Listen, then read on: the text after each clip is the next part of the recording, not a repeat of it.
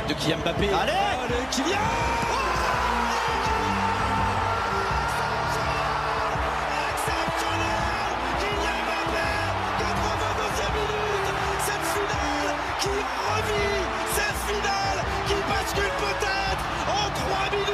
La première Marseillaise est en train d'aller chercher l'or et le record du monde. C'est la meilleure performance de tous les temps. Léon Marchand, impérial au pays du soleil levant. Léon Marchand explose le record du monde. Oh, bien joué. Allez, Damien. Le doublé. C'est hallucinant ce que nous vivons aujourd'hui à Twickenham. La barre des 50 points, c'est un triomphe. Vive les Bleus, vive la France. Le Campus Sport Club, 23h minuit, sur Radio Campus.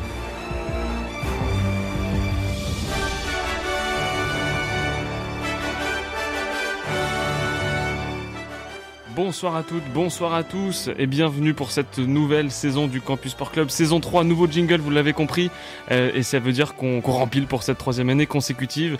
Et même si on change quand même quelques petites choses pendant cette émission, et vous aurez l'occasion de le découvrir tout au long de cette heure qu'on va passer ensemble de 23h à minuit, il y a une chose qui ne change pas pour l'instant je dis bien, ce sont les chroniqueurs, avec moi ce soir, Thomas. Bonsoir Thomas. Salut Hugo, bonsoir à tous. Bonne rentrée. C'est la rentrée, ben oui, le cartable est prêt, tout est bon, donc voilà. On est studieux pour le moment. Et celui qui va être aussi une galère pour Thomas, étant donné qu'il porte le même prénom que moi. Donc bon courage Thomas pour cette heure. Oui. Hugo, bonsoir Hugo. Salut Hugo, ça va. La trousse est prête ? Ouais, Bon, bah, parfait. on est plus ordi maintenant, la trousse on l'a rangée dans le cartable, mais oui, on est prêt. Alors j'ai déjà dit qu'il y allait y avoir des petites nouveautés pendant cette saison, que je vous explique un petit peu rapidement le déroulé de cette émission. Pour l'instant on ne change rien dans le début, ça va être les résultats. C'est Thomas et Hugo qui vont nous les présenter ensemble à partir de d'ici quelques minutes. Ensuite nous aurons une petite interlude musicale. Les news nous seront comptées par Thomas, vous êtes bien habitués de cette chronique des news. On pourra ensuite avoir une petite transition sur un débat qui portera sur du rugby, Coupe du Monde l'oblige. Ensuite un deuxième interlude musical, et enfin la nouveauté de cette troisième saison, le moment nordiste, qui va donc nous permettre de pouvoir vous conter un petit peu les exploits ou les mauvaises performances des clubs que nous regardons et que nous aimons suivre tout au long de l'année ici dans notre nord, alors pas natal pour le coup, mais bien aimé quand même. Et enfin on terminera, une fois n'est pas coutume, par les immanquables qui vous donneront, j'espère, le goût de vouloir nous retrouver la semaine prochaine. Est-ce que vous êtes prêts, messieurs, pour ce beau programme ?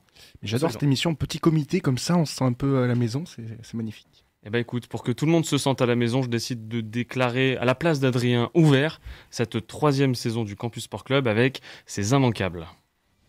Vous ne passez pas votre vie tout entière devant la télé comme notre animateur Adrien ? Tant mieux pour vous. On vous résume les résultats de la semaine dans le CSC. Et une bonne émission du CC n'est rien sans un cafouillage dès le début. Donc une saison ne commencerait pas bien avec un premier cafouillage. Ce ne sont évidemment pas les immanquables, mais les résultats qui nous seront comptés par Thomas et Hugo. Ouais, et on commence tout de suite avec évidemment le plus chaud, vous l'avez peut-être suivi, l'équipe de France de foot vient de s'incliner face à l'Allemagne dans un match amical qui était vraiment très amical. On avait un petit peu le sentiment que les Français voulaient être pour une fois gentils avec les amis allemands qui avaient besoin de se réconforter. Défaite 2-1 des Bleus face donc à la Nationalmannschaft, même si on n'a plus le droit de dire ça, je sais plus trop. Bon, but de Thomas Müller à la 4e minute et de Leroy Sané à la 87e. Dans la foulée, Antoine Griezmann, un petit peu pour l'histoire, l'histoire avec un petit H, a réduit l'écart sur penalty. Voilà, après un match de qualification un peu plus convaincant, plutôt là face à l'Allemagne. Qu'est-ce qu'on en tire, Thomas ? Peut-être l'occasion de certains joueurs de fouler un petit peu la pelouse avec le maillot bleu, notamment je pense à William Saliba et Jean-Pierre Todibo. Oui, voilà, c'est ça, c'est un match qui permettait surtout à quelques joueurs de pouvoir se montrer. On avait une attaque un petit peu remodelée avec Griezmann, Kolo Muani, qui permettait aussi à Deschamps de tester des choses. Mais je suis même pas sûr. Voilà, c'est à chaque fois les matchs amicaux, on sait pas quoi trop en tirer. De ce qu'on a pu suivre nous, on s'est fait un peu surprendre tout début de match par un but de Thomas Müller, j'allais dire à la Müller. On sera pas surpris. On n'a pas vu une énorme frappe en lucarne de 35 mètres, même si évidemment il en est capable. Mais sur ce but-là, c'était un but comme il les aime. Mais derrière, ça a été compliqué. On n'a pas su, on va dire, renverser la vapeur et non, pas plus surpris ou déçu que ça, parce qu'on a fait le job sur les matchs de qualif. En l'occurrence, le dernier en date, c'était la semaine dernière. Donc, non, c'est évidemment jamais bon de perdre, mais c'est pas alarmant. Moi, j'ai envie de vous poser une question, messieurs. Est-ce qu'on peut faire un bilan avec et sans Kylian Mbappé qui n'est pas rentré ce soir ? Est-ce qu'on peut voir parler d'une équipe moins performante sans son leader et son capitaine ? Moi, j'aime pas ces questions, mais en fait, on est peut-être obligé de dire oui, c'est-à-dire que. Je te la pose quand même. Oui, on pose les questions qui fâchent. Non, mais en fait, si, t'as raison, parce que même si Kylian Mbappé n'a pas été énorme le match précédent, c'est toujours Kylian Mbappé, c'est toujours un joueur qui mobilise des défenseurs, c'est toujours un joueur qui crée des espaces. Et là, quand on a une attaque, Antoine Griezmann, Randal Colomoni, c'est une attaque qui a besoin d'espace. Kylian Mbappé n'est pas là pour les créer. Sur le papier, on était revenu à un 4-4-2 qui change un petit peu de ce qu'on a l'habitude avec Kylian Mbappé sur le terrain. Oui, moi j'ai envie de dire oui. On enchaîne avec un autre résultat. Le basket est un sport qui se joue à 5 contre 5 et à la fin, c'est toujours l'Allemagne qui gagne. Messieurs, avec la Coupe du Monde de basket masculin qui a livré son verdict le week-end passé. Et ce sont les Allemands qui ont été sacrés à Manille, aux Philippines. Le point d'orgue d'une magnifique compétition où nous, Français, avons vibré par procuration, puisque vous le savez, les joueurs de Vincent Collet ont été éliminés très tôt en phase de poule de ce mondial. Pourtant, les fans de basket se sont enthousiasmés devant la surprenante Lettonie ou l'emballante Allemagne, par exemple. Le dernier carré a été à l'image de la compétition, tendue avec pas mal de surprises. Battus en demi, Canadiens et Américains ont pris une belle claque dans ce mondial à 1 an des Jeux de Paris. A contrario, l'Allemagne de Dennis Schroeder, MVP de la compétition, a frappé un grand coup. Le nouveau meneur des Raptors, discret lors de la victoire en demi 113-111 face à Team USA, a inscrit 28 points en finale face aux Serbes dimanche. Les Serbes, justement, qui avaient créé la première surprise en sortant le Canada lors de la première demi-finale 127-118. Et ces Serbes-là qui ont craqué en finale et s'inclinent 77-83 face à l'Allemagne. C'est le premier titre mondial de l'histoire de la Mannschaft. Et franchement, ce sera régalé dans ce mondial. Alors moi, j'ai une question encore. Est-ce justement, à 1 an des JO, on peut parler de cartes rebattues par ce mondial, où justement des grands favoris se font éliminer pas rapidement, mais en tout cas avec quand même beaucoup de surprises, et où des nouvelles puissances basketballistiques émergent? Oui, après, on peut être déçu notamment de la prestation des États-Unis et du Canada, parce que, déçu à moindre mesure, parce que quand on compare avec le parcours de l'équipe de France et l'attente qu'il y avait sur cette équipe de Vincent Collet, évidemment que nous, on n'a pas trop notre mot à dire en tant que Français, mais bon, si on observe ça d'un peu plus loin, évidemment que les États-Unis de Steve Kerr ont déçu, parce qu'on voyait déjà, on prédisait déjà une finale américaine, en tout cas, entre les États-Unis et le Canada. Ça n'a pas été le cas et c'est une claque, je pense, parce que malgré tout, on a pu dire ce qu'on voulait. L'équipe américaine avait des joueurs qui brillent en NBA, qui sont parfois dans le 5 de leur équipe respective, même si c'est pas des noms ronflants et clinquants qu'on aurait pu aligner dans l'équipe américaine. Mais malgré tout, ce sont des joueurs qui doivent et qui auraient pu gagner ce mondial-là avec leur talent. Côté canadien, évidemment, c'est aussi une déception. Et les Allemands, c'est bien sûr une surprise étant donné le potentiel de ces deux nations-là, mais ils sont capables, avec Dennis Schroeder qui joue aux Lakers depuis une grosse dizaine d'années, enfin en tout cas en NBA depuis une grosse dizaine d'années. Ils ont des joueurs capables de gagner ce mondial-là et ça a été chose faite. On l'a vu en demi-finale, une énorme demi-finale. C'est plus l'Allemagne qui a gagné que les États-Unis qui ont perdu. Donc évidemment que ça rebat totalement les cartes dans ce basket-là. Les Français seront présents en 2024, on l'espère. Ah oui. Il y a des nations qui émergent. On voit la Lettonie, on voit la Lituanie également qui a fait un beau parcours. Voilà, ça promet en tout cas une belle Olympiade l'an prochain. Ça va très bien. Il y a une confirmation quand même, c'est que le basket européen collectif a fait très très belle impression dans ce mondial. Tu as parlé de la Lettonie, tu as parlé de l'Allemagne, je pense à la Serbie aussi qui a été jusqu'en finale et a fait très très belle impression. On passe au tennis. Maintenant, New York a sacré ce week-end une jeune pépite. Et la légende, rendez-vous compte, après le verdict du dernier Grand Chelem de cette saison de tennis, le vainqueur masculin de l'US Open détient plus de titres en majeur que la vainqueur féminine ne compte d'années passées sur cette planète. Le sacre donc à Flushing Meadows de Novak Djokovic, 36 ans. Ça a d'ailleurs confirmé qu'il ne fait pas partie de notre galaxie, de notre planète. Un 24e titre en Grand Chelem pour le Serbe qui égale le record absolu que détenait seule l'Australienne Margaret Court depuis l'US Open déjà, c'était en 1973. Le Joker s'est défait en finale du Russe sous bannière neutre Danil Medvedev en 3-7, 6-3, 7-6, 6-3. Une finale maîtrisée de bout en bout, à l'image de son tournoi où Djokovic n'aura concédé que 2 petits sets au 3e tour face à son compatriote Laszlo Djere. De son côté, le grand espoir du tennis américain, Coco Gauff, 19 ans donc, elle a remporté son premier tournoi du Grand Chelem à seulement 19 ans. C'est tout simplement fantastique. Finale face à la nouvelle numéro 1 mondiale, la Biélorusse Aryna Sabalenka, qui était pourtant bien lancée dans ce match, mais qui a complètement perdu le fil à partir du 2e set. Premier Grand Chelem donc pour Coco, qui est désormais lancée vers le record peut-être de Djoko. Elle a des belles années devant elle, et puis elle a que 19 ans, donc... En quel temps? Elle est née quand déjà, Coco Gauff? Tu me demandes sa date de naissance, c'est ça là? Exactement. Hugo commence pas, c'est le début de saison. Non mais alors, on a vu ensemble la finale féminine. Moi je trouve qu'elle est assez marquante dans le sens où il y a vraiment, je trouve, un revirement important dans le match avec Coco Gauff qui prend petit à petit l'ascendant sur Sabalenka au cours du 2e set. Elle se laisse pas abattre, vraiment le regard du titre jusqu'à la fin pour l'américaine qui explose de joie une fois le dernier set remporté. Il y a 2 aspects. Moi je trouve que Coco Gauff a été très très fort en fond de cours défensivement. Elle a été monstrueuse de volume de jeu, je trouve, dans ses courses. Et il y a quand même, on peut pas s'empêcher de penser qu'Aryna Sabalenka a laissé passer sa chance parce que il y a eu un moment donné où elle en a mis trop dans ses frappes. Je compte plus le nombre de fautes, le fond de cours qu'elle a accumulé.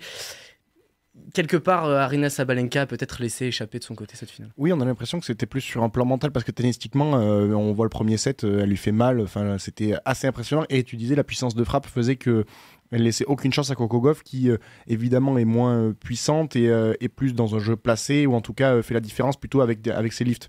Mais évidemment que Sabalenka, moi je pense, a laissé échapper cette finale. Alors bien sûr Coco Gauff a renversé la situation et en finale de Grand Chelem c'était loin d'être fait. Et porté par son public. Et porté par son public en plus à domicile, mais je trouve que c'est d'autant plus fort parce que c'est un parcours loin d'être facile pour elle. Alors certes il y a eu l'élimination de Swiatek par Ostapenko, mais ensuite elle a battu et assez nettement, je crois 6-0, 6-2 Ostapenko, donc qui était en pleine confiance pourtant après avoir battu Swiatek. Donc le tableau était un peu plus ouvert, on va dire, avec le fait que Swiatek n'était pas du tout, ne soit pas au rendez-vous des quarts finales, ce qui est assez rare en Grand Chelem. Donc mais évidemment que c'est tout à mettre à son crédit et c'est pas un titre, on va dire, à moindre valeur. Donc c'est très bien pour elle. Premier titre en Grand Chelem. On enchaîne avec du vélo et Jonas Vingegaard qui n'en finit plus de gagner sur la Vuelta quelques semaines à peine après sa victoire sur le Tour.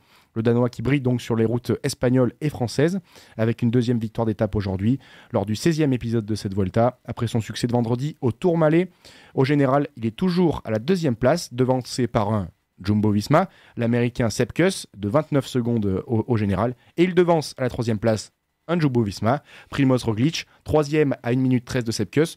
J'accentue sur ça parce qu'on en parlera tout à l'heure dans les news, je fais un petit teasing, le triplé de Jumbo-Visma est assez intéressant. Est-ce qu'on peut pas enchaîner sur du volley parce que les Bleus se sont qualifiés lundi pour la demi-finale de l'Euro qui se dispute entre Bulgarie et Italie. Les hommes d'Andrea Gianni, justement le coach de cette formation française, se sont imposés en 3-7 face à la Roumanie qui les avait battus en poule. Ils rejoignent donc les demi-finales. Le dernier carré, ce sera l'Italie ou les Pays-Bas. Pour l'instant, 2-1 pour ceux qui jouent à domicile, les Italiens. Mais les Pays-Bas sont bien partis dans le 4e set et sont pas loin de recoller. On aura peut-être un tie-break. En tout cas, les champions olympiques en titre s'offrent une belle chance de retrouver les sommets européens 8 ans après leur dernier sacre. C'était en 2015. Absolument, et on va suivre ça de près. 12e Grand Prix de MotoGP de la saison, le week-end dernier à Saint-Marin, et les 2 leaders du championnat du monde qui ont fait parler d'eux. Victoire de l'Espagnol Jorge Martín pour la 2e fois cette saison, qui se rapproche de Francesco Bagnaia, et n'est plus qu'à 36 points de l'Italien au classement. Justement, le champion du monde en titre, Bagnaia, a fini 3e du GP, un véritable exploit 6 jours seulement après son terrible accident en Catalogne où il avait subi, alors qu'il avait chuté, il avait subi le passage d'un pilote sur son corps, donc c'était assez impressionnant. La bataille promet encore d'être intense entre les 2 pilotes, Bagnaia et Martín, alors que le paddock met le cap sur l'Asie pour les 2 prochains mois et les prochains Grands Prix qui arrivent. On termine par du foot avec le Trophée des Championnes qui s'est disputé dimanche soir au Stade de l'Aube à Troyes. Sans aucune surprise, c'est Lyon, champion en titre et vainqueur de la Coupe de France, qui a dominé Paris, son dauphin en championnat la saison passée. Succès 2-0 des filles de Sonia Bonpastor avec un but de la recrue Durmonet du Mornay, et une réalisation de l'inoxydable Eugénie Le Sommer. C'est le 3e trophée des championnes remporté par l'Olympique lyonnais. En 3 éditions. En 3 éditions. Oui. Et 3 fois contre qui, Thomas, en finale du trophée des champions? Le Paris Saint-Germain. Un peu de contexte, effectivement, il y a 2 Lyonnais ici qui partagent le même prénom, donc ça c'est facile, qui ont tous les 2 une casquette aussi d'ailleurs bleue, c'est marrant, et il y a un seul Parisien, Thomas. Ça va? Non, c'était compliqué. On va peut-être pas aller sur ce terrain heureusement, trop longtemps. Heureusement qu'il y avait le match des Fidji, tu sais, dimanche soir, parce qu'on a vu du spectacle au moins de ce côté-là. Et, oui, c'est vrai. Non, plus sérieusement, pour revenir très rapidement sur on a encore un petit peu de temps, on a encore 2-3 minutes. On aura le temps pour le rugby aussi un peu, quand même. Pour les résultats? Ouais, les résultats ou pas? On pourra enchaîner. Allez, on enchaîne très rapidement. Non, tout simplement, l'Olympique lyonnais, voilà, Melchi Dulmornay, recrue parmi les révélations de la saison passée, qui marque son premier but en compétition officielle. Et puis Eugénie Le Sommer, ça illustre un petit peu cet écart de génération qui fait toujours la recette à l'Olympique lyonnais féminin. Et c'est pour ça que l'OL est toujours parmi les grands clubs. Le rugby, la tournette rugby avec donc évidemment cette Coupe du Monde qui a démarré vendredi dernier sur le territoire. Non, vous avez pas vu? Pas eu l'info. Non. Et puis ça arrive à Lille après-demain, les gars, quand même. C'est pour ça aussi qu'on est excité. Non, plus sérieusement, vendredi, donc, l'équipe de France a ouvert le bal face à la Nouvelle-Zélande dans un match d'ouverture qui était tellement attendu. Victoire 27-13 des Bleus. On va pas trop détailler, on y reviendra plus tard dans cette émission, mais très très beau visage montré par les Bleus. Dans la même poule, eh bien, le lendemain, l'Italie s'est imposée 52-8 face à la Namibie. Pas de surprise de ce côté-là, pas de surprise non plus dans la poule B où l'Irlande et l'Afrique du Sud se sont imposés. L'Irlande a écrasé la Roumanie 82-8, 12 essais inscrits par les joueurs d'Andy Farrell. Quant à l'Afrique du Sud, victoire 18-3 face aux Écossais de Finn Russell, entre autres. Dans la poule C, l'Australie s'est défait de la Géorgie de plutôt belle manière. Et puis le Pays de Galles a réussi à s'imposer face aux Fidji. Et enfin, la poule D avec donc le Japon. 42-12 victoire face au Chili dans un match spectaculaire. Dans cette même poule, eh bien, on attendra un petit peu pour les prochains matchs. Voilà un petit peu pour nos résultats de la semaine, ce qu'il fallait retenir, Hugo. Et ben moi, la seule chose que je retiens, en dehors de la victoire de l'équipe de France, et on va y revenir d'ici quelques instants, ce sera l'un des axes de notre débat tout à l'heure. On a dit qu'il portait sur le rugby. Deuxième indice, équipe de France. On vous en donnera d'autres peut-être au cours de nos news qui vont arriver dans pas très longtemps. Mais c'est déjà l'heure d'un petit interlude musical. Et qui dit interlude musical dit pour moi l'occasion de placer peut-être quelque chose qui peut me faire plaisir. Une référence peut-être à ce que vous avez dit tout à l'heure. Et là, je me penche vers Thomas. Référence à ce que tu as dit, la dernière chose que tu as dit, le dernier résultat que tu as annoncé. Ah oui, d'accord, Et l'OL. oui. Okay. Écoute, c'est peut-être l'une des seules victoires lyonnaises dont pour l'instant en tout cas on peut se réjouir. Je ferme les yeux. Donc voilà, désolé. Parce que chez les garçons c'est compliqué donc. Oui. Et oui, exactement. Donc j'en profite pour me faire un petit plaisir. C'est peut-être la seule fois de la saison où je vais pouvoir distiller ce petit plaisir-là. Donc je me permets de mettre Qui ne saute pas n'est pas lyonnais pendant 3 minutes. Voilà, c'est mon petit cadeau, c'est gratuit. C'est la seule fois de la saison qu'on le fera. Exactement. Et ça vient tout droit en plus du Rhône et de Lyon, c'est parfait. Merci Hugo.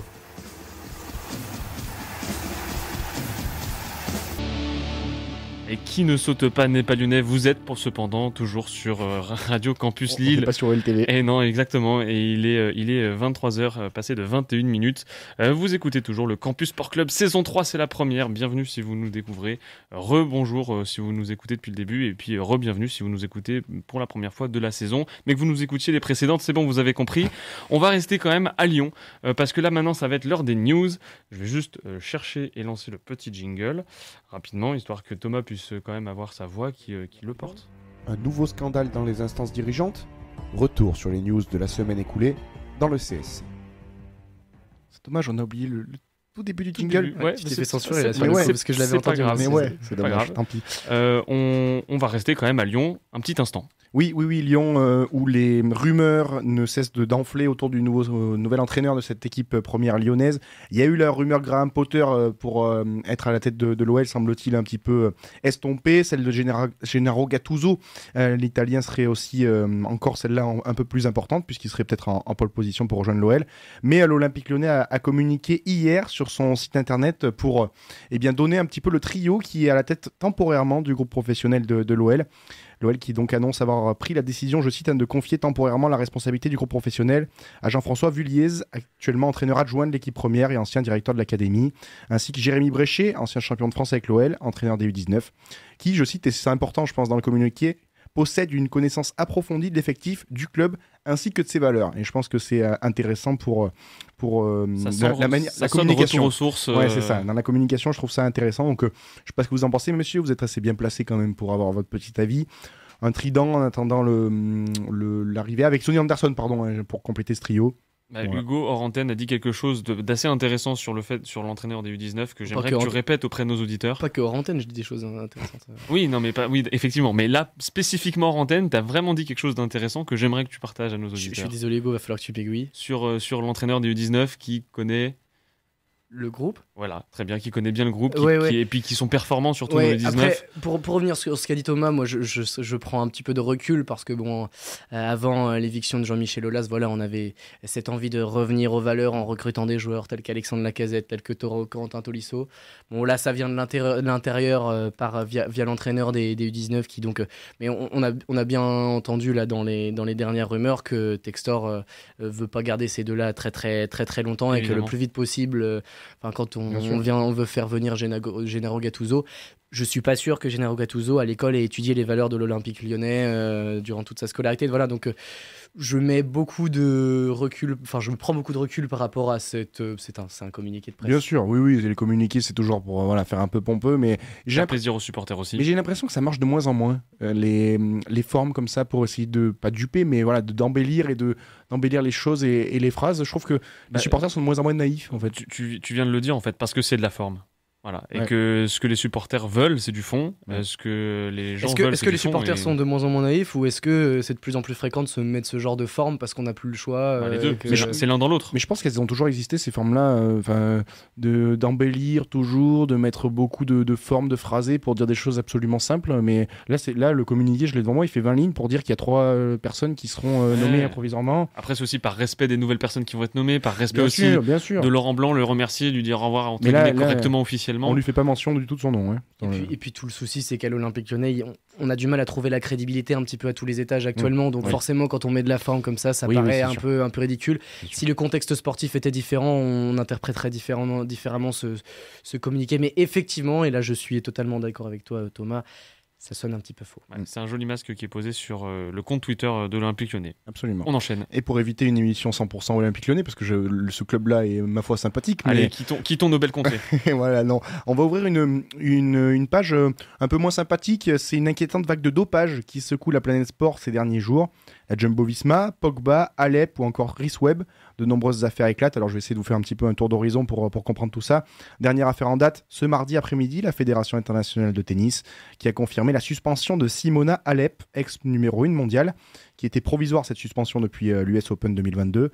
La Roumaine a écopé aujourd'hui de 4 ans de suspension pour un contrôle positif au Roxadustat et pour des irrégularités sur son passeport biologique.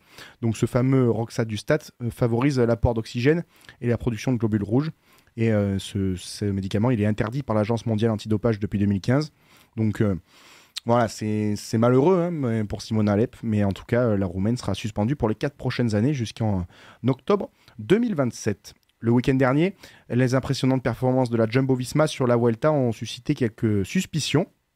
Dans l'émission Les Grandes Gueules du Sport sur RMC dimanche, l'ancien coureur et manager de BNB Hotel Jérôme Pinault a insinué la présence d'un dopage mécanique dans la formation néerlandaise Jumbo-Visma et plus particulièrement chez l'actuel leader de la Vuelta, Sepp Kuss.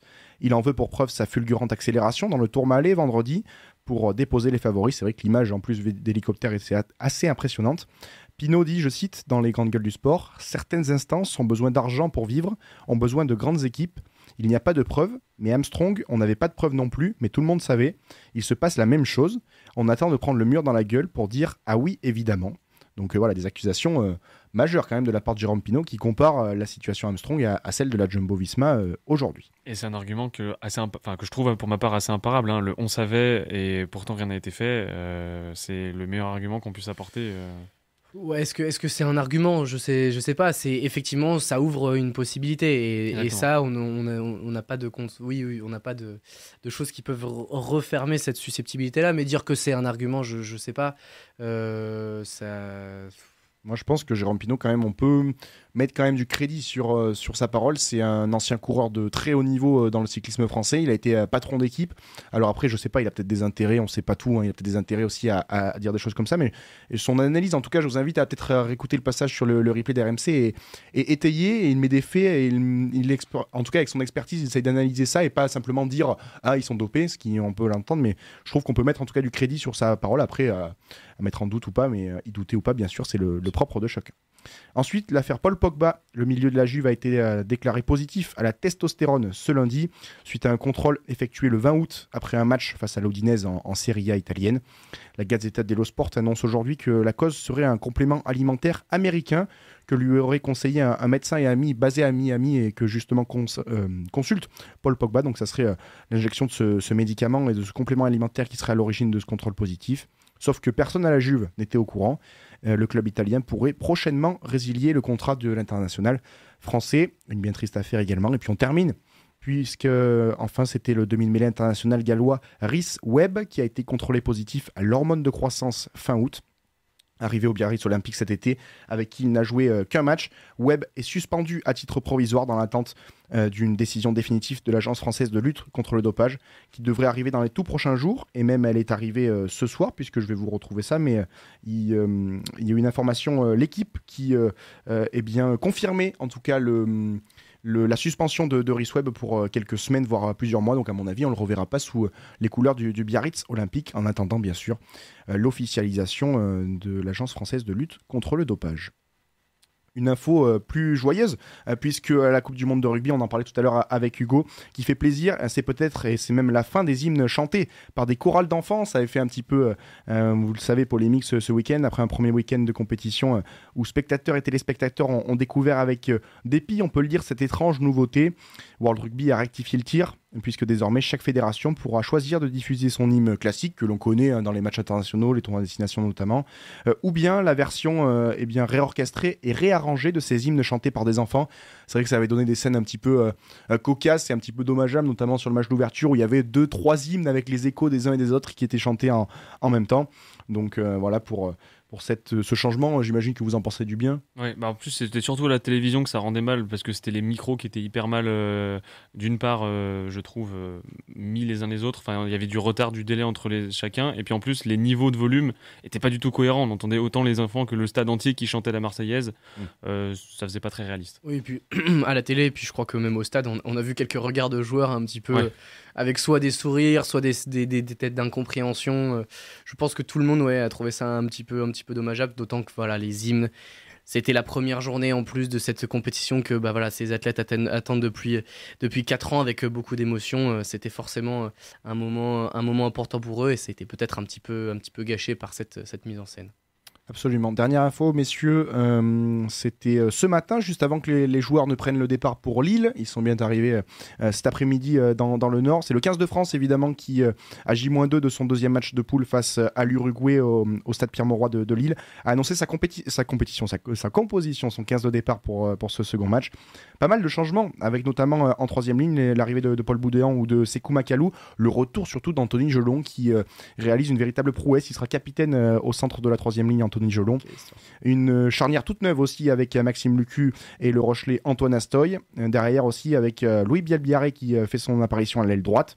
Melvin Jaminet sera au poste d'arrière et puis Arthur Vincent fera la paire de centre avec Moefana. Mais l'info de cette compo, bien sûr, c'est Anthony Gelon qui revient après sa grosse blessure et en plus capitaine. Donc ça, c'est magnifique pour lui et on ne doute pas qu'il sera au niveau, Anthony Gelon. Ouais, on sait que Fabien Galtier, c'est quelqu'un qui, quelque part, aime les symboles, aime les belles histoires. Et je pense qu'il y a aussi, derrière cette nomination comme capitaine, un signal fort envoyé à son groupe et évidemment à son joueur. Voilà, Anthony Gelon est revenu dans les 33. Ça a été, j'ai envie de dire, déjà la grosse étape. Anthony Gelon redevient un cadre de l'équipe de France et il ne doute, à mon avis, c'est même sûr, absolument pas de ce joueur-là. Et il veut en faire au plus vite dans cette compétition un joueur important. Et ce Capitana, c'en est l'illustration. C'est même une très belle récompense pour Anthony Absolument, Gelon. absolument, bien sûr. Moins de 7 mois après c'est- ces croisés, c'est fabuleux d'avoir réussi à encaisser, en plus d'être revenu à temps, de pouvoir à nouveau marcher et de encaisser cette préparation physique pour être prêt pour un match de Coupe du Monde. C'est absolument fabuleux. Moins de 7 mois pour n'importe quelle personne ou n'importe quel sportif. On a toujours ce cap des 6-8 mois en se disant les croisés et tout ça, mais revenir à ce niveau de compétition, c'est pas simplement pouvoir jouer au rugby, c'est revenir et jouer un match de Coupe du Monde.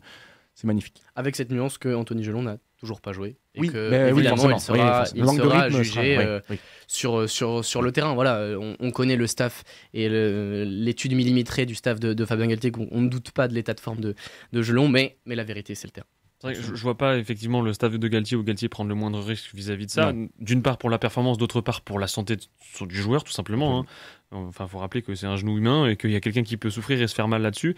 Ça me fait quand même un peu peur. J'ai quand même un tout petit peu peur d'une récidive et d'une rechute parce que c'est très tôt quand même. Ça me paraît très très tôt. Mais pour rebondir sur ce que tu viens de dire, Hugo, il y a une autre info qui illustre cette étude du staff de Fabien Galtier. Et là où moi, je ne suis pas inquiet, il n'y a pas Jonathan Danty sur cette feuille de match. Et c'est le même. Quand c'est pas du tout la même situation, et en même temps, c'est la même situation, c'est-à-dire que on sait précisément quels sont les joueurs aptes, même pour un match contre l'Uruguay qui n'a aucune référence au plus haut niveau international. Il y a rien qui est laissé au hasard. Si Danty n'est pas sur la feuille de match, il n'y a pas de hasard. Si Gelon est capitaine titulaire en 8, il n'y a pas de hasard. Mais surtout que au lendemain de la victoire face à la Nouvelle-Zélande, Laurent Labitte qui disait que Gelon et Jonathan Danty étaient postulés pour ce match-là. Donc il y a sûrement eu une petite complication dans le protocole de reprise de Joe Danty. C'est peut-être pas plus mal. Ce match face à l'Uruguay, il est certes important, c'est un match de Coupe du Monde, il ne faut pas le galvauder. Malgré tout, les Français ont fait une énorme partie du job dans cette poule A face à la Nouvelle-Zélande. Voilà, il y a des joueurs de grand talent qui devraient en tout cas nous livrer une grosse prestation pour assurer une victoire face à l'Uruguay. Attention, tout de même, on en parlera, je pense, on va en parler, mais voilà, ne pas se faire surprendre. On a vu beaucoup d'équipes qui ont failli se faire surprendre dans ce début de Coupe du Monde, donc voilà, en tout cas, on va suivre ça de près. Et on va De très très près. Effectivement, de très très près. Et les Bleus, évidemment. Mais on va quand même rester sur le rugby parce que ce soir, pour le débat qui va commencer d'ici quelques secondes, pendant quelques minutes, on se pose une question ici au CSC. Qui des 3 favoris établis, des 3 favoris désignés par la plupart des spécialistes, a le mieux réussi son entame dans cette Coupe du Monde? Alors les 3 favoris, nommons-les. Il y avait évidemment l'équipe de France qui a fait son match d'ouverture. Ensuite, c'est l'Irlande qui a joué et qui avait battu, on l'a rappelé tout à l'heure, la Roumanie sur le score de 82 à 8. Voilà, ça fait 72 points d'écart, c'est énorme. Et 74 points d'écart, pardon, et c'est énorme. Et ensuite, l'Afrique du Sud, donc le 3e grand favori de cette Coupe du Monde, qui va essayer de chercher à se succéder à lui-même, à elle-même, et qui a aussi fait une assez belle entame dans ce mondial. Sachant que la question était quelle équipe a fait la plus belle impression, on a d'office éliminé les Blacks qui ont perdu. On voyait difficilement mettre les Néo-Zélandais dans ce débat, sachant qu'ils avaient concédé la défaite, et une défaite au final relativement large face à l'équipe. C'est vrai que quand on perd, on perd aussi le statut de favori. Hein. Et et accessoirement, on est 3 et on va chacun défendre notre petit bout de grain, notre petit bout d'équipe. Et on va commencer par l'équipe de France, tout simplement. Absolument. Mais l'équipe de France, évidemment que ce match-là, alors dans le contenu, il y a des choses qui sont rassurantes et d'autres un peu moins, je trouve, face à la Nouvelle-Zélande. Les entames de mi-temps sont clairement catastrophique, et c'est passé, je me demande encore comment c'est passé, comment on peut gagner ce match là derrière, parce que on se fait transpercer milieu de terrain par la paire de centre tout début de match, 3 minutes de jeu de mémoire, et début de seconde période pareil, on a une action où on fait nous le renvoi sur la sortie de mi-temps, on a une action dans les 22, on perd le ballon derrière contre-essai, donc 2 entames catastrophiques, mais défensivement c'était compliqué aussi sur la première période. Je trouve que ça c'est très intéressant aussi, on a rectifié le tir et on a monté le curseur de plusieurs crans sur la seconde période, sur le plan défensif. Offensivement on a trouvé les solutions, on a eu des essais refusés, je pense notamment à Damien Penaud, donc on est capable, on a toujours ces joueurs qui sont capables de faire la différence. Ce qui moi aussi me rend optimiste, c'est la sous-performance, le match un peu plus neutre. On a tellement pas l'habitude d'Antoine Dupont qui, alors Aaron Smith disait qu'il y avait un plan anti-Dupont avant le match, force est de constater qu'il a fonctionné, mais ça me met aussi dans de bonnes auspices pour la suite de cette compétition, c'est-à-dire qu'Antoine Dupont a eu moins d'influence sur le jeu de l'équipe de France, donc c'est rassurant je trouve pour la suite. Donc il y a des bons points, un peu moins de dépendance Antoine Dupont, voilà, c'est ça que tu veux dire. C'est ça, c'est pas plus mal, mais voilà. Pour moi, l'équipe de France n'est pas l'équipe parmi ces trois-là qui a fait la meilleure impression. Et d'ailleurs, c'est pas moi qui le dis, c'est Antoine Dupont qui lui-même a dit que l'équipe de France, malgré sa victoire, avait fait un match moyen et avait gagné un match moyen. Et comme tu le dis très bien, Thomas, c'est une super nouvelle. C'est une super nouvelle que les Bleus, quand ils sont dans leur état moyen, avec des absents, battent les Blacks. Néanmoins, voilà, l'équipe pour moi qui fait la meilleure impression sur cette première journée, c'est l'Irlande. Alors, effectivement, c'est la Roumanie en face, mais quand on est un des favoris, qu'on sait qu'on a une équipe qui est très inférieure à la nôtre et qu'on joue le premier match de Coupe du Monde, il y a une mission, c'est l'écraser, et l'écraser avec la plus belle manière. Et quand on met 12 essais, que toutes les lignes de notre équipe inscrivent un essai, que le jeu est léché, jouissif, comme ce qu'on a vu sur la pelouse de Bordeaux du côté des joueurs d'Andy Farrell. On a vu des passes sur un pas, des passes après contact, en veux-tu en voilà, 27 passes après contact sur l'ensemble du match. Ça avance constamment. J'ai vu des piliers Andrew Porter se permettre une chistera. J'ai vu un 11 sur 12 au pied pour Skelton et Crowley cumulés. J'ai vu Boundeaki gagner 200 mètres sur l'ensemble du match. Enfin là, 113 franchissements. Il y avait tout. Certes, c'était la Roumanie, mais l'impression laissée par cette équipe d'Irlande et celle qu'on devait attendre de cette équipe d'Irlande face à une équipe de Roumanie bien inférieure. Les Irlandais ont fait le job, ont été quasi parfaits. Je rajouterai à ça que certes, ils encaissent un essai dès la 4e minute sur une erreur, un mauvais choix de Johnny Sexton, mais voilà, qui cherche à mettre un peu de rythme en début de match. Sans ça, les Roumains, ils repartent avec Traimpuk Temici, 3 petits points en roumain. Voilà, la prestation irlandaise est... T'as vu, j'ai fait l'effort. Non, mais la prestation irlandaise est celle qu'on attend d'un favori qui doit faire la meilleure impression.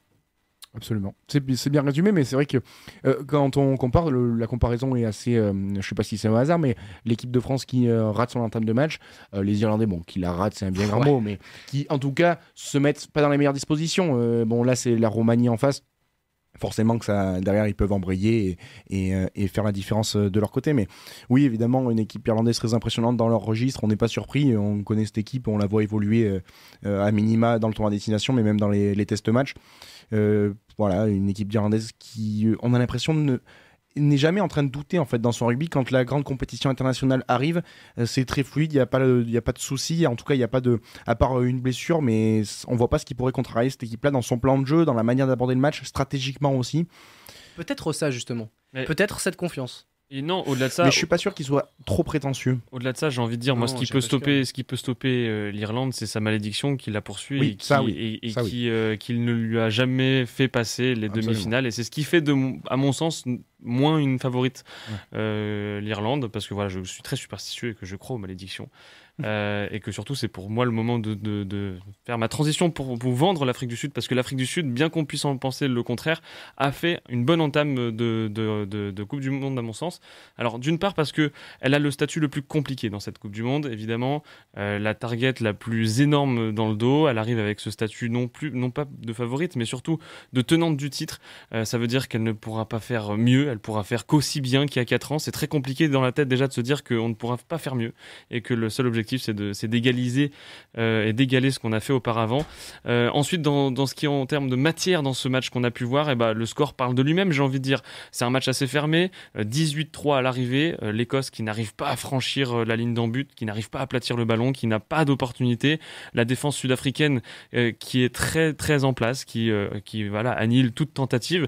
L'Écosse est très dépendante, on le sait, d'un Russell qui, quand il est en forme, rend son équipe nationale très en forme aussi.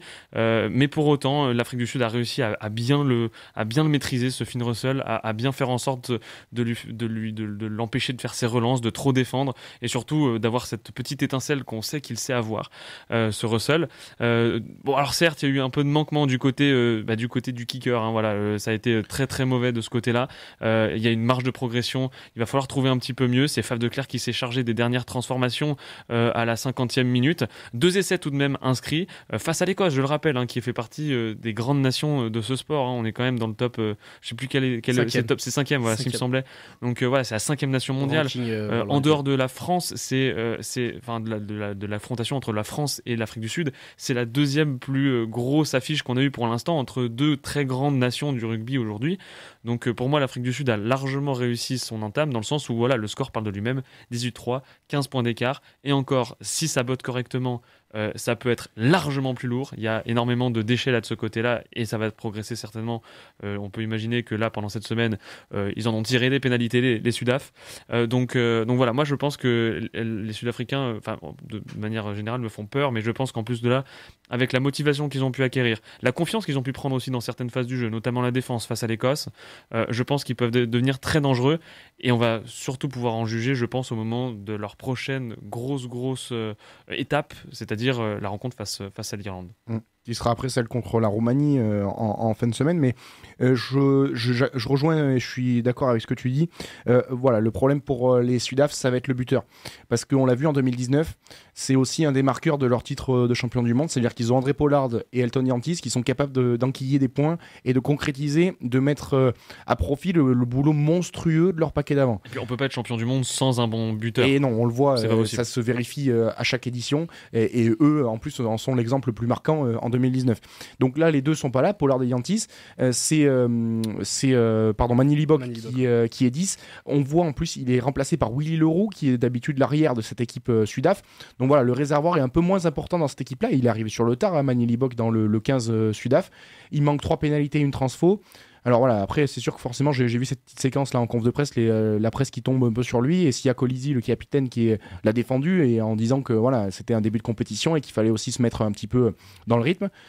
Mais c'est un petit point d'alerte. Un petit point d'alerte pour les Sudaf. Malgré tout, non, sur le défi physique, ils ont encaissé que 3 points face à l'Écosse, qui est capable aussi, on le sait, de très bien jouer. On l'a vu, nous, la France. Donc non, c'est rassurant ce qu'a fait l'Afrique du Sud, sans plus, mais c'est conforme à ce qu'on peut attendre d'eux. En tout cas, on vous laissera juge, chers auditeurs, de savoir quel est votre favori à vous, selon les arguments qu'on a pu avancer ici. Pour autant, nous, on vous rassure, c'est allez les Bleus et tous derrière les Bleus. Et d'ailleurs, comme on a battu les Blacks, moi je voulais me rappeler à quel moment est-ce qu'on a battu les Blacks pour la première fois. Est-ce que vous vous souvenez de cette date-là ? Ça commence à remonter un petit peu. 75. Voilà, faut remonter encore plus loin. En 33, non, quelque chose. Bon, abusez pas non plus. Non, je sais plus. En 1954, la première fois qu'on a battu les All Blacks, et c'était chez eux. C'était en Nouvelle-Zélande. Et en 1954. Tu l'as fait de tête quand t'as cherché ta musique, tu l'as eu direct. Je suis tout de suite allé vers 1954. J'ai pas cherché plus loin. Je le savais évidemment. Non, mais alors c'était en 1954, et cette année-là, donc en France, on écoutait ça. Il s'agit de Georges Brassens, chanson pour l'Auvergnat, un hommage très subtil à Thomas, qui aura droit aussi à son petit moment, à notre Aurillacois préféré. Cette chanson éternelle. Et Thomas aussi a eu droit à son petit bout de pays avec cette chanson de Georges Brassens. Vous êtes toujours sur le Campus Sport Club, saison 3, qui commence avec cette première émission à 23h presque 50 sur les ondes de Radio Campus Lille.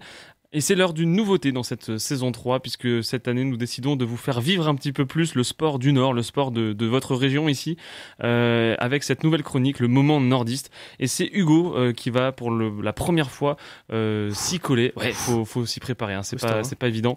Et Hugo, tu vas nous parler donc de la victoire de l'OMR face au bassin d'Arcachon. C'était ce week-end. Petit jingle. Le moment nordiste. Quand brille le sport dans le Nord. Ça te fait rire, Thomas, mon jingle ? Non, en fait, je nous imagine nous revoir en train de faire le jingle. Chez nous, tu sais, dans notre salle de bain. Le moment nordiste. Et on passe tout de suite avec un premier extrait.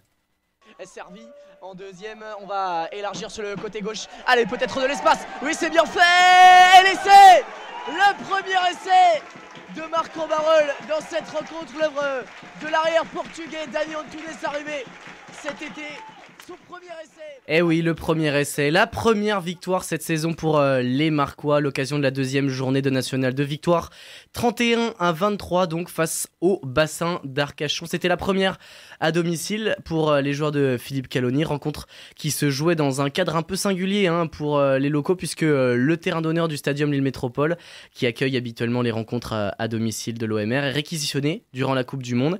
Les joueurs de Philippe Caloni recevaient donc ce samedi le Rugby Club Bassin d'Arcachon sur le terrain annexe et donc sa pelouse synthétique. Ça jouait aussi avec donc cette victoire, un premier succès plutôt rassurant pour les jaunes et bleus dans ce nouveau chapitre de la 4e division du rugby français. Je vous propose d'écouter Santiago Iglesias, l'un des capitaines de cette formation marquoise. Voici sa réaction, le talonneur argentin, à l'issue de la rencontre.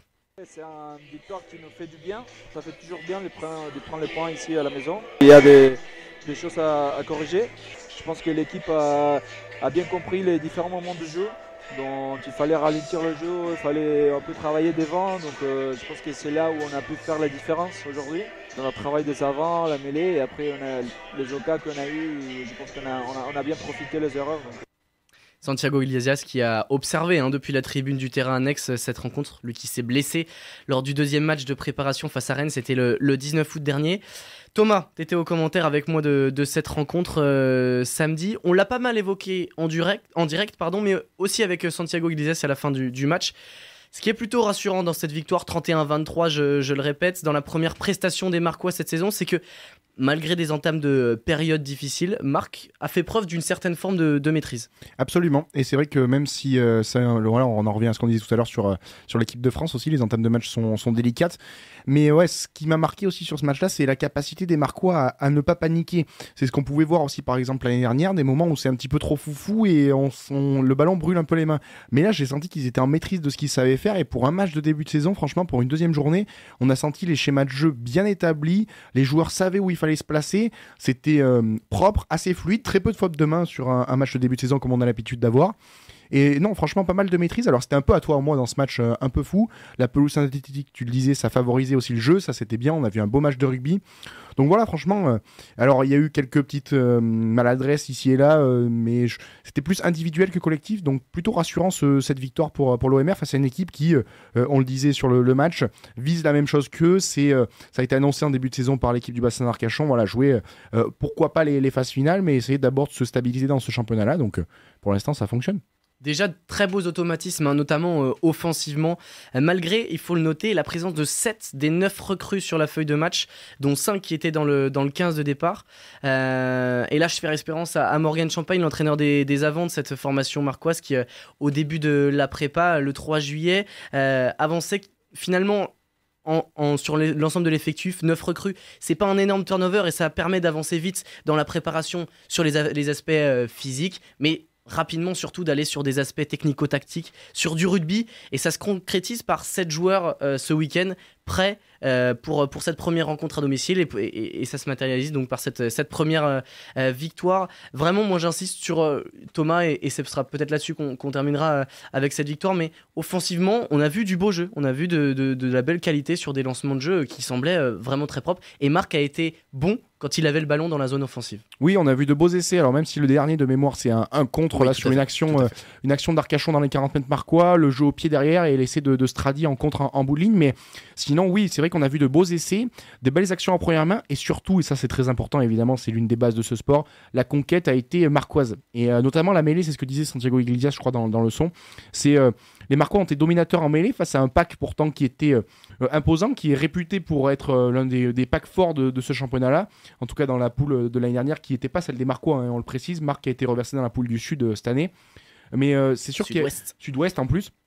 Mais voilà, des essais après une mêlée, en tout cas une mêlée, une touche conquérante, et ça c'est évidemment très positif, et j'imagine que ça satisfait bien sûr. Alors, en général, ça c'est des choses qui satisfont qui font plaisir en tout cas au coach, donc c'est tout bénef franchement ce match. En plus, cette équipe du bassin d'Arcachon qui n'a pas le bonus défensif, donc ça c'est plaisant, c'est carton plein pour l'OMR. À suivre donc l'OMR qu'on va évidemment continuer d'observer cette saison. Entre autres, puisqu'on va suivre également plein d'autres équipes de nos sports locaux. Non, que l'OMR. Pardon, on va transformer le moment nordiste en moment OMR.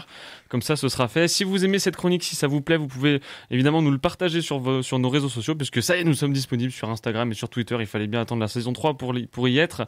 Vous pourrez également faire un vote sur qui est-ce que vous avez qui vous a le plus convaincu entre Thomas, Hugo et moi. Voilà, l'Afrique du Sud, l'Irlande ou la France en favori de cette Coupe du Monde 2023 de rugby. C'est un sondage qui a été publié sur notre compte Twitter, notre compte Instagram. Donc allez-y, foncez-y et votez. Celui qui gagnera le sondage ne gagnera rien du tout. Et c'est beau, c'est interactif. C'est interactif. Et oui, pour les gens qui se couchent tard, c'est moderne. Exactement, on se met un petit peu à la page. Saison 3, encore une fois, oblige. Et l'heure pour moi maintenant de vous faire un petit tour des immanquables. On sait bien qu'on va vous manquer. Alors avant de se quitter, le CSC vous propose les immanquables de la semaine. Voilà, le micro qui est pas très bon. Et on attaque tout de suite avec ce qui nous intéresse tous, la prochaine séance pour le 15 de France. Jeudi, la France jouera son deuxième match de phase de poule ici à Lille, on l'a déjà dit, face à l'Uruguay. Une nation qui va faire son entrée dans la Coupe du Monde, c'est important à prendre en compte dans le match. Et on l'a déjà répété, beaucoup de changements dans la feuille de match côté bleu, 12 au total, avec le retour d'Anthony Gelon qui portera le brassard de capitaine et son retour après les croisés qui s'est fait au genou gauche au dernier tournoi des 6 nations. Le Toulousain portera donc sur ses épaules le double poids du brassard et de cette blessure. Ensuite, de la part dans les autres favoris de ce mondial, dans notre poule, la Nouvelle-Zélande va tenter de se rassurer face à la Namibie vendredi, et l'Italie, actuelle première de notre groupe, ne jouera pas cette semaine. Parmi les autres favoris, samedi, le Pays de Galles affrontera le Portugal, autre nation à faire son entrée dans la compétition. Les coéquipiers de Dan Biggar se sont fait peur face aux Fidji et devront faire mieux s'ils veulent se qualifier pour l'écart dans une poule C très relevée. Dimanche, toujours, l'Irlande, qui trône parmi les favoris en tête de la poule B, jouera face au Tonga et autres nouvel entrant dans le tournoi. Dimanche, enfin, l'Afrique du Sud, tenante du titre, jouera contre la Roumanie à 15h. À 17h15, l'Australie et les Fidji se disputeront dans un match qu'on peut attendre serré. La poule C étant, je l'ai dit, l'une des plus équilibrées, donc l'une des plus indécises. Et enfin, pour terminer cette journée du dimanche, l'Angleterre, dépendante du pied de George Ford face à l'Argentine, rencontrera le Japon à 21h. Autre compétition internationale où les Bleus sont très attendus, il s'agit de l'Euro de volley masculin. Les coéquipiers d'Antoine Brizard joueront leur demi-finale face à l'Italie ou face aux Pays-Bas. Ce sera l'Italie. Ce jeudi, voilà, ce sera l'Italie exactement, qui ont battu 3-2 les Pays-Bas ce soir. Donc ce sera une rencontre qu'on aura hâte de suivre. L'autre demi-finale opposera la Serbie à la Pologne et se tiendra jeudi également. Slovénie, il me semble. Slovénie peut-être. La Serbie a été éliminée, il me semble. Autant pour moi, il est trop tard. En France, en football, maintenant, vendredi, après la trêve internationale, les championnats reprendront leurs droits. Du côté de notre Ligue 1 nationale, la 5e journée s'ouvrira avec un très beau PSG-Nice. Samedi, Rennes 7e accueillera le LOSC 6e, tandis que les Lensois, à l'avant-dernière place, recevront le FC Metz, respectivement à 17 et 21h. Dimanche, Monaco, premier de la Ligue 1, jouera contre les Lorientais 11e. Clermont accueillera Nantes pour un duel entre le 16 et le 15e du classement. Les Rémois, auteurs d'un début de saison canon, est assis à la 4e place, recevront Brest, eux aussi bien partis dans l'exercice 2022-2023, et actuellement 5e du championnat. Marseille 3e jouera contre Toulouse, et pour clôturer cette 5e journée, l'Olympique Lyonnais, avec son nouvel entraîneur, ses nouveaux entraîneurs même sur le banc, et Lanterne Rouge de Ligue 1 recevra le Havre à 20h45. Les Lyonnaises, elles aussi, affronteront le Havre à l'occasion du match d'ouverture de la D1 Arkema, petit crossover masculin-féminin. Les Parisiennes, tant qu'à elles, clôtureront cette première journée lors de leur déplacement à Bordeaux dimanche soir. À l'étranger, parmi les rencontres marquantes, on peut noter un derby milanais de l'autre côté des Alpes. Du côté de la Première Ligue, un Manchester United Brighton, ou encore un Arsenal Everton, Et enfin, du côté de l'Espagne, un duel des rois, puisque dimanche, en clôture de la 5e journée de Liga, on aura droit à un Real Madrid, Real Sociedad. Voilà. Et on reste en Espagne par ailleurs, puisque pendant toute cette semaine, on y roule toujours sur les routes de la Vuelta. Le grand tour de nos voisins transpyrénéens continue tout au long de la semaine et se terminera le 17 septembre avec une arrivée à Madrid, évidemment. Et je clôt cette chronique des immanquables par un mot de sport mécanique. Comme à l'accoutumée, ne changeons pas nos habitudes. La Formule 1 posera ses valises à Singapour ce week-end, terre de la dernière victoire de feu Sébastien Vettel. Voilà, je termine cette chronique des immanquables par un mot vers quelqu'un qui nous manque. Et je crois que la boucle est bouclée. Est-ce qu'il y a des dates, des choses qui vous intéressent un petit peu là, dans ces très rapidement, une chacun? La France. Non, le début de l'Olympique Lyonnais féminin. Ok. Mais non, le France-Uruguay, messieurs, dames, jeudi 21h, tous à Pierre-Mauroy ou tous devant votre télé pour supporter l'équipe de France. Allez les Bleus. Eh ben nous on sera en tout cas très attentifs à ça. Comme j'ai dit tout à l'heure, bon voilà, c'est déjà l'heure de nous quitter. Comme j'ai dit tout à l'heure, vous pouvez nous retrouver sur nos réseaux sociaux qui sont nouvellement nés, Instagram, Twitter, c'est le Campus Sport Club tout attaché, c'est facile à trouver. Vous pouvez également nous retrouver sur Spotify et Deezer désormais pour nous réécouter en podcast encore et encore si vous voulez entendre nos douces et belles voix. En attendant, nous on se retrouvera certainement, j'imagine, la semaine prochaine pour une nouvelle émission du Campus Sport Club. Et d'ici là, comme dit Adrien, sportez-vous bien. Et j'ai même envie d'ajouter un tout petit truc vu que c'est la Coupe du Monde. Allez les Bleus. Allez les Bleus. Ciao.